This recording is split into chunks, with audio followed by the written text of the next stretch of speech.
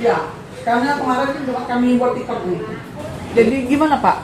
Tanggapan Bapak sebagai mewakili kepala dinas Pak dengan adanya parkir di 26 miliar itu, sedangkan kan hari Jumat itu kami langsung tayang kan.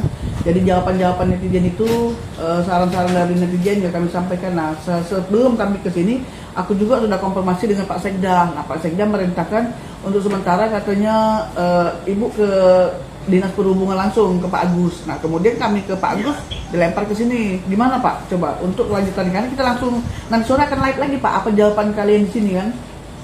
Saran netizen apa Bu? Ya saran netizen ya mereka sih mau ini Pak, mau apa ya? Mau ditertibkan supaya jangan ya setiap sore, setiap hari. Nah, ini aja Pak sebelum kami ke sini. Sabar, Ibu jangan emosi, tenang, ngomongnya tenang. Ngomong. Iya, karena gini deh Pak. Apa ya?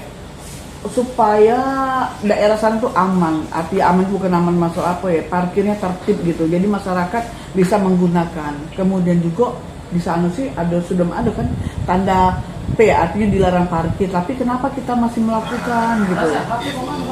Di situ hampir setiap minggu kan ditertibkan dengan bagian wasdalop. Ya. Jadi mengulang terus begitu Bu. Itu boleh dicek di bagian dalop, itu sudah ditertibkan terus sampai tiap minggu Bu. Soal yang disitu kan ya mungkin kita berdoa untuk kita sehat selalu, kemudian juga semoga yang parkir ini ke depan pasti ada dimanggil kita betul. Kalau pendapat ini sudah ada ini gitu, ada awal dia